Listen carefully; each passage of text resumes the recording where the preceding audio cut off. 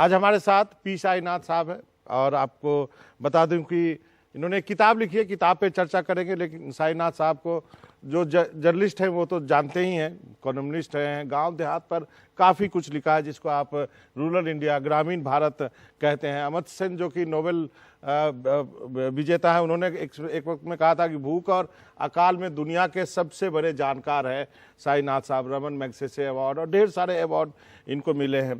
People's archive of the achievers of the rural India, PARI जो है वो इनकी संस्था है जिसके जरिए इन्होंने ढेर सारा काम किया है। और जर्नलिज्म के ज़माने में अब लोग इनकी जो पहली किताब थी कहे everybody loves a good drought, जो बहुत नाम कमाई उस किताब ने, वो उन्होंने लिखी। अब दूसरी किताब लेकर के आए हैं, the last heroes, foot soldiers of Indian freedom.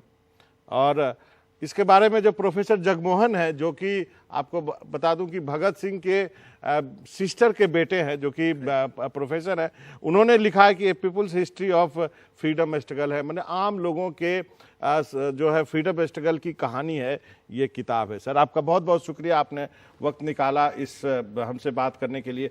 आपने ये सब्जेक्ट क्यों चुना? आपने लिखा है कि 5-6 साल बाद ये लोग नहीं रहेंगे, मल्लू स्वराज्यम, रामचंद्र श्रीपति लाड, हर्षाबाई पटेल, इन सब चीज़ों का जिक्र है। 15 ऐसी कहानियां इसमें।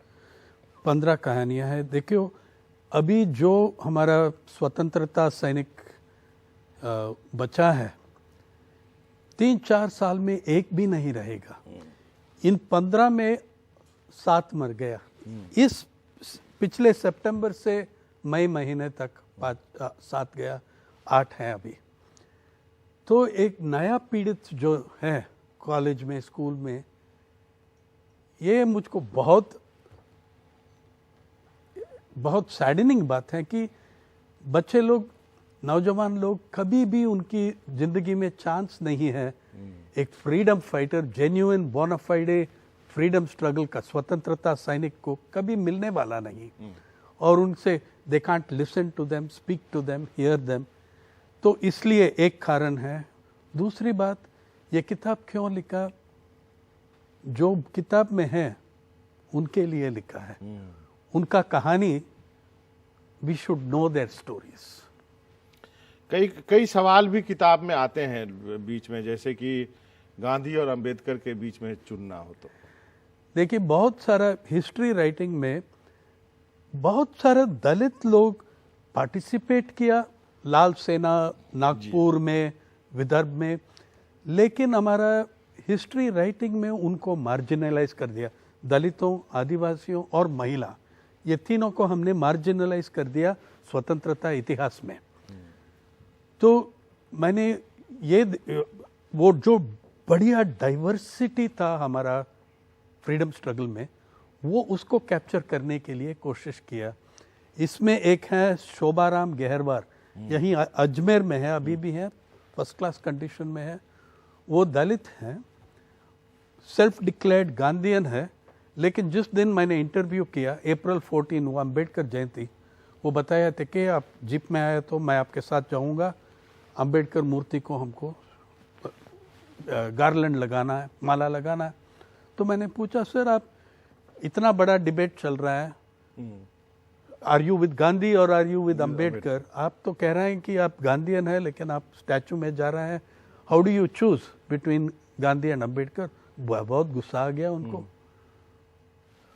अगर आप चाहते हैं तो आप चूज करो, मैं ये चूज करता हूं जो महात्मा का प्रिंसिपल्स में मैं सहमत हूं, वो प्रिंसिपल्स मैं फॉलो करता हूं।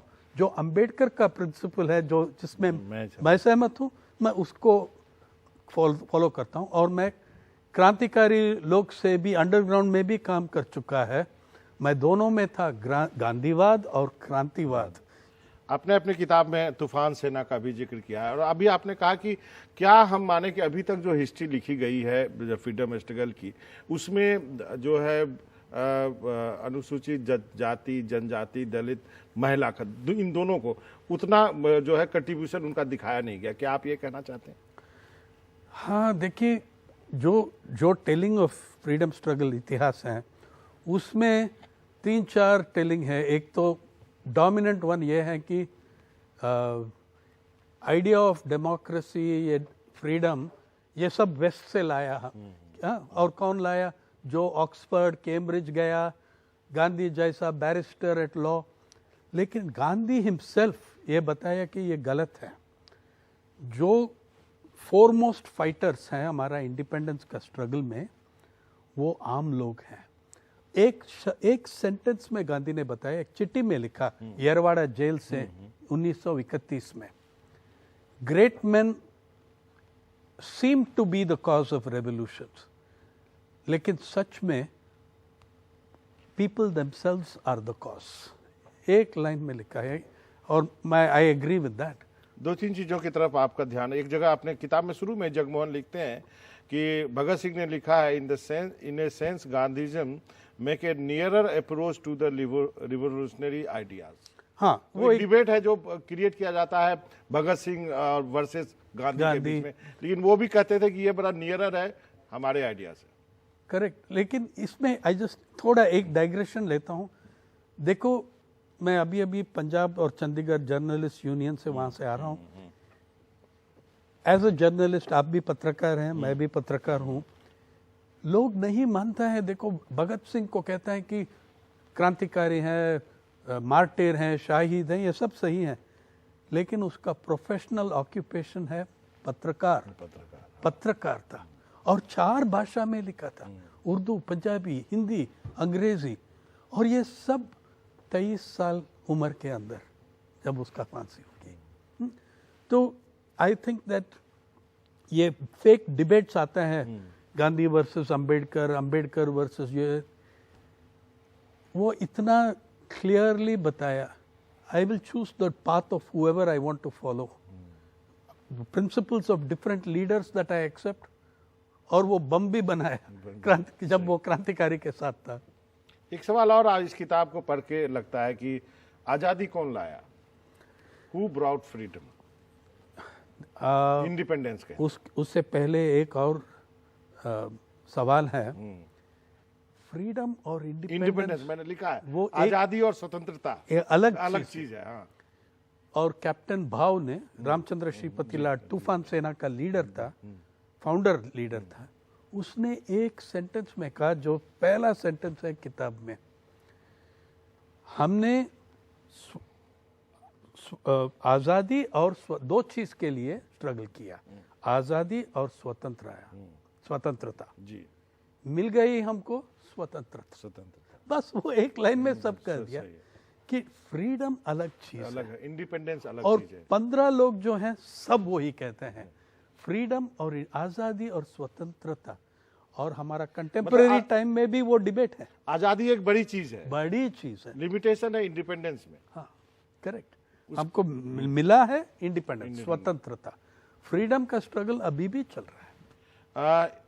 एक सवाल है, आज के दिन जो कंट्रोवर्सी सावरकर को लेकर के उठ रही है कि राहुल गांधी ने कुछ कह दिया, शिवसेना विरोध कर रही है, इस पे आपके क्या थॉट है? इसको लेकर बहुत किताबें भी लिखी गई है।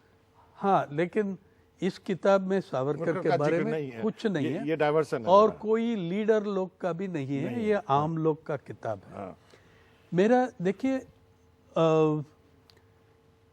ये I do not know what Rahul Gandhi has said. Savarkar जैसा ये बड़े बड़े नाम में एक कॉम्प्लेक्स कैरेक्टर है। 1911 तक हम कह सकते हैं कि बोनाफाइडे रेवोल्यूशनरी था, लेकिन जब से उसको इम्प्रिजनमेंट हुआ अंडमान्स में, तो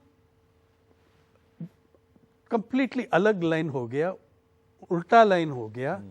और उसमें मैं नहीं एग्री कर सकता हूं। और ये भी सही है कि जो मर्सी पिटीशन है वो लिखा है, वो आपका नेशनल आर्काइव्स में है, वो आपका नेशनल आर्काइव्स में है।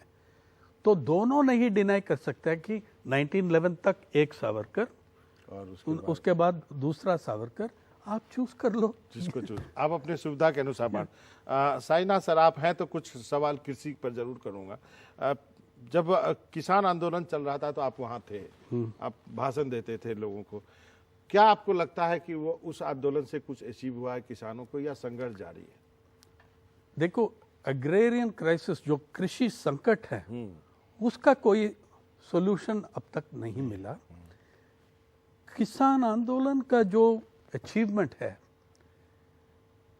कभी भी मीडिया में एडमिट नहीं करते हैं कि वे दुनिया में सबसे बड़ा, सबसे महत्वपूर्ण पीसफुल डेमोक्रेटिक प्रोटेस्ट हुआ, और वो भी ऑर्गेनाइज किया पैंडेमिक की हाइट में।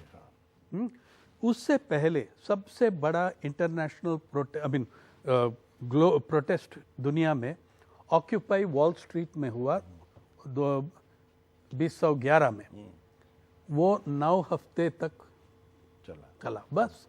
ये 1 साल से ज्यादा, इसमें 700 से ज्यादा किसान मर गए हैं इसमें, कोविड से, हाइपोथर्मिया, कोल्ड से, हीट वेव से। तो इसका जो अचीवमेंट है, एक तो पूरा स्ट्रगलिंग मासेस को ये दिखाया रेजिस्टेंस का मतलब क्या है और आप कैसे रेसिस्ट कर सकते हैं, पीसफुल डेमोक्रेटिक मेथड में आप कैसा रेसिस्ट कर सकते हैं, और एक बड़ा इंस्पिरेशन दिया सब लोग को। जिस टाइम में इस देश में 39 लेबर कानून सस्पेंड हो गया, उत्तर प्रदेश में वर्किंग जर्नलिस्ट एक्ट भी सस्पेंड हो गया, तो ये लोग बता रहे हैं कि देखो, और उसके बारे में कुछ बड़ा स्ट्रगल वगल नहीं हुआ, लेकिन किसान आंदोलन हमको दिखाया एक path forward, democratic path resistance. जिस ग्रामीण के भारत में आप लिखते रहे अभी तक, तो वहाँ की क्राइसिस क्या है, वहाँ का संकट क्या है?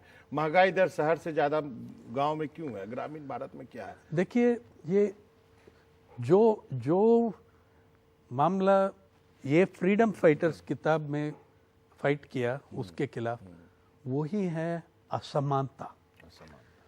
और आजकल 2022 में हिंदुस्तान में जो असमानता लेवल है, कंपैरेबल लास्ट टू 1921, 1922, इतनी बढ़ गई, 30 साल में इतनी बढ़ गई। देखिए, हिंदुस्तान में 1991 में एक भी अरबपति नहीं था, डॉलर अरबपति।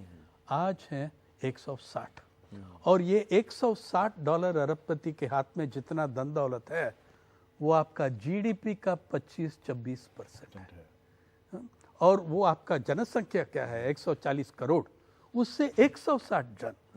और जो टॉप में 5 है, वो 160 में 5 लोग जो टॉप है, मतलब अडानी, अंबानी, वो 5 है, वो 30% ऑफ 160% का जो है, उनसे 30% उनका है।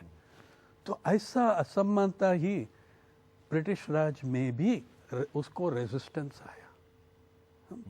तो ये एक कॉमन फैक्टर है। दूसरी बात, उस समय भी देखो, जैसा हम स्वतंत्रता की इतिहास लिखते हैं, जो ऑक्सफोर्ड से आया, बैरिस्टर करके आया लंदन से, आपका स्वतंत्रता आजादी संग्राम गांव में शुरू हुई।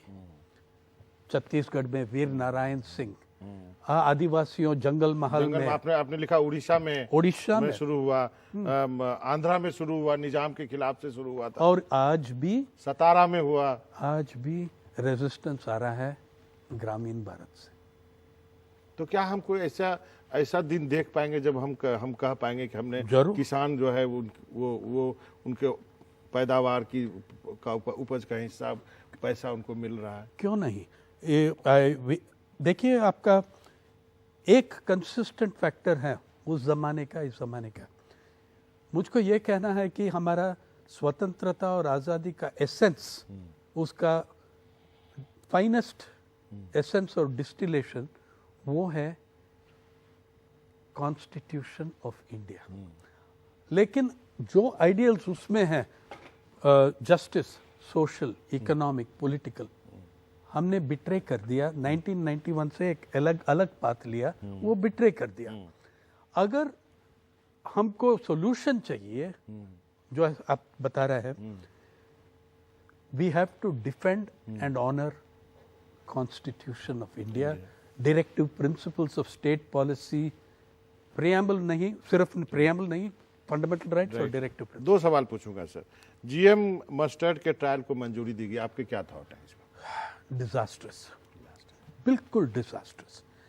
और देखिए, जीएम ऐसा है ना, अगर आप लाएंगे जो एग्जिस्टिंग स्पीशीज है और इंडिया में मस्टर्ड स्पीशीज जो है बढ़िया है, वो खत्म हो जाएगा। 10-15 जैसा आपने जीएम में बीटी कॉटन लाया था, हाँ।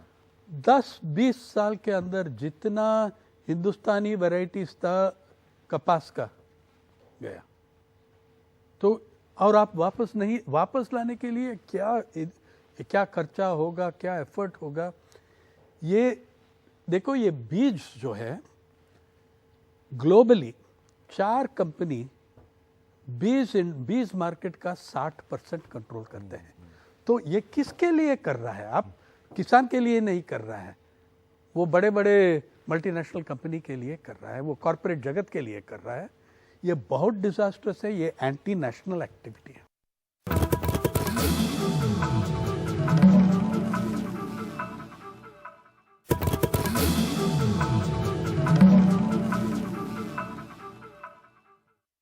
लास्ट क्वेश्चन है सर, आप जर्नलिस्ट हैं, इतने बड़े जर्नलिस्ट हैं, आपने कहा संविधान को बचाओ। एक यात्रा भी निकल रही है देश में जिसको भारत जोड़ो यात्रा कहते हैं, तो साउथ इंडिया से होकर निकली है। आप तो तमिलनाडु में पैदा हुए, बट आप आंध्रा से हैं, आपके दादा भी वीवी गिरी साहब।